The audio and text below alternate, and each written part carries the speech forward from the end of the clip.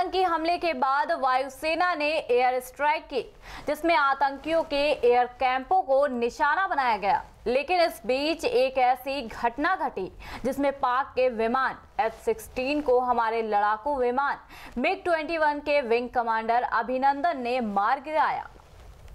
अभिनंदन पाक की हिरासत में चले गए। उसके बाद एक अलग ही हालात देखने को मिले देश में।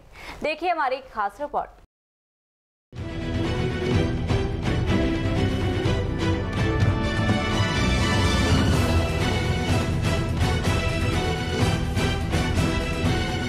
पुलवामा हमले के बाद देशवासियों के दिल में जिस प्रकार की संवेदनाएं बनी वो स्वाभाविक थी। ये भावनाएं लोगों के दुख को बयान कर रही थी कि जगह जगह कैंडल मार्च, जुलूस निकाले जा रहे थे और हर हिंदुस्तानी के मुंह से एक ही आवाज निकल रही थी और वो आवाज थी बदले की आवाज। जी हाँ, बदला। ये बदला उन शहादतों का जिन्होंने देश और मां भारती की रक्षा के लिए अपने प्राणों का बलिदान दे दिया था। ये पुलवामा हमला कोई आतंकवादियों की पहली करतूत नहीं थी। इससे पहले भी समय समय पर पाकिस्तान ने अपनी नापाक हरकतों को अंजाम दिया है। देश की आजादी के बाद से अब तक 4 बार भारत पाकिस्तान के बीच युद्ध हो चुका था। कांधार विमान प्रकरण, पठानकोट में विस्फोट, मुंबई में bomb blast, Hyderabad bomb blast, Mumbai में 26/11 का हमला हो और ना जाने कितने हमले और कितनी कुर्बानियां।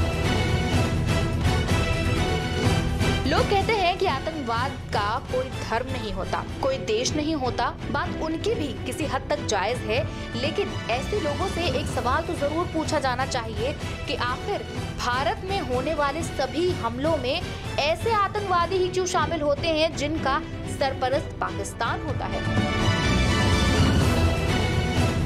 अगर जैश का संगठन पाकिस्तान में पल बढ़ रहा है तो इस संगठन को जीवित रखने और बढ़ाने के लिए खाद पानी पाकिस्तान ही तो दे रहा है।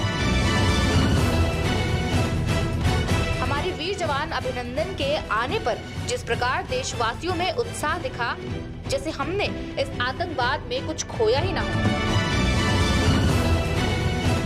ये उत्साह भी ठीक है, लेकिन शहीदों के परिवार वालों के दिल से तो एक ही आवाज निकल रही थी कि क्या हम अभिनंदन के वापस आने से उन शहादतों को भूल जाएंगे जो हमने अब तक दी हैं। हमारा एक जवान सीमा पार जाकर वापस आ गया, इस बात की संतुष्टि तो दिखाना स्वाभाविक है, लेकिन उस संतुष्टि में अपने उन जवानों की शहादतों को भूल जाना कहाँ तक स्वाभाविक है। खैर, जो भी हो, हमें अपने आप को इस प्रकार दिखाना चाहिए जिससे हम पर कोई आंख उठाने से पहले कई बार सोचे। ये हमारी सहिष्णुता के नाम पर हमें बार बार दर्द देता रहा है। Bureau report, prime TV.